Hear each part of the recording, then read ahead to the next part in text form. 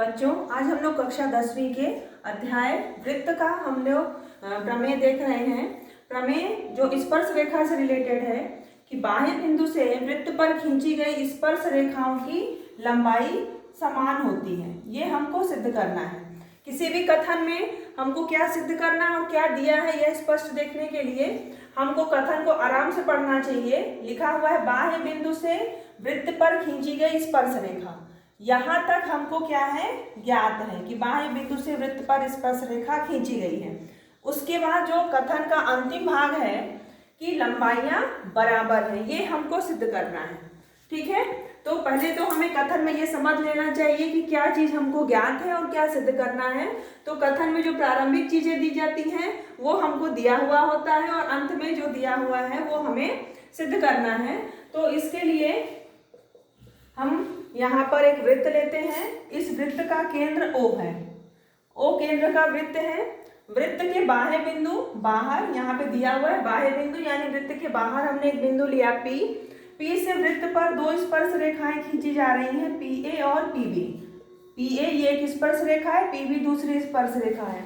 अब हमें सिद्ध क्या करना है कि ये दोनों स्पर्श रेखाएं बराबर हैं। तो इसके जो स्टेप बाय स्टेप है कथन में हमको दिया गया है, तो प्रमेय को सिद्ध करने के स्टेप दिए रहते हैं कि सबसे पहले हमें लिखना है ज्ञात है।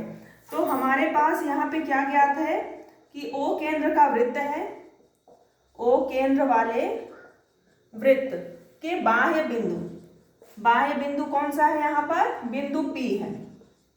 बाह्य बिंदु P से वृत्त पर खींची गई स्पर्श रेखा, कौन कौन सी स्पर्श रेखा हमने खींची, PA और PB स्पर्श रेखाएं PA व PB हैं। ठीक, ये इतना चीजें हमें ज्ञात है। फिर हमें सिद्ध क्या करना है, सिद्ध करना है में हम लिखेंगे कि हमें सिद्ध करना है ये दोनों समान है, अर्थात PA बराबर है PB के, ये हमको सिद्ध करना है, प्रूफ करना है। अब यहाँ पर सिद्ध करने के लिए हमें एक रचना करनी होगी। रचना में हम इसको मिला देते हैं, ये मिलाया, इसको मिलाया और इसको मिलाया। किसे किसे हमने मिलाया, OP, OA व OB को हमने मिलाया। तो यहाँ पर जो हम रचना करेंगे उसे भी यहाँ लिखना होगा, OP, OA व OB को मिलाया। ये स्टेप हो गया।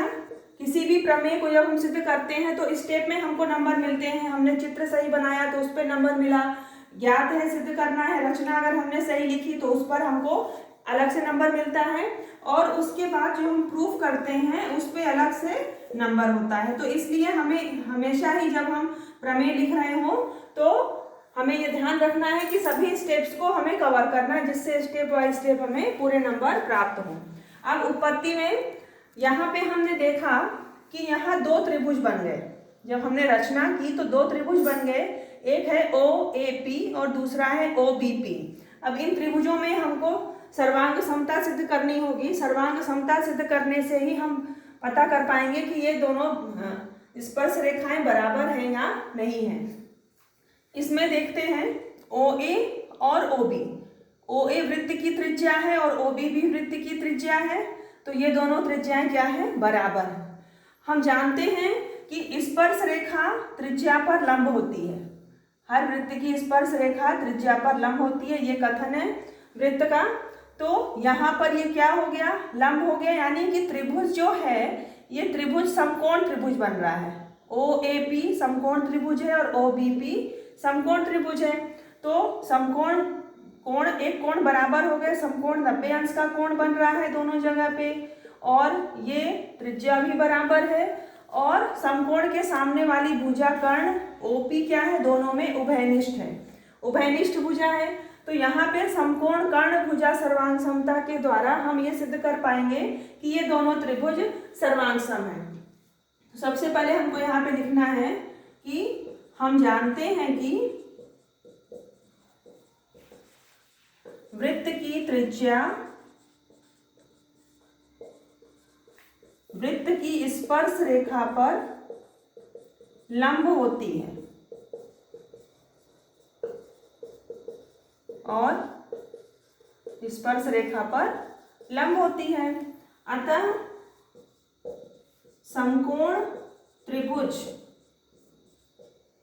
PAO व त्रिभुज PBO, जहां पर समकोण बन रहा है, बिंदु P पर समकोण बन रहा है, यहाँ बिंदु A पर जो समकोण बन रहा है उसे हमें बीच में लिखना चाहिए। जब भी हम त्रिभुज का नाम लिखें, हमने कहा समकोण त्रिभुज, इसका मतलब है कि जिस बिंदु पर समकोण बन रहा है उसे हमें कहाँ रखना है, बीच में रखना है।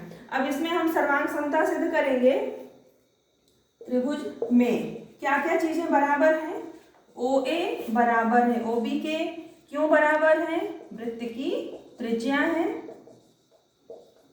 ये दोनों रीजन भी हमको कोष्टक में लिखना है। फिर दूसरा OP बराबर है OP के। क्यों बराबर है? क्योंकि ये उभयनिष्ठ भुजा है, दोनों त्रिभुजों में कॉमन है, इसलिए ये बराबर है। तो और एक कोण समकोण है, कोण A बराबर कोण B बराबर 90 अंश, है ना, दोनों समकोण है। तो यहाँ पे सर्वांग समता का कौन सा नियम लगेगा?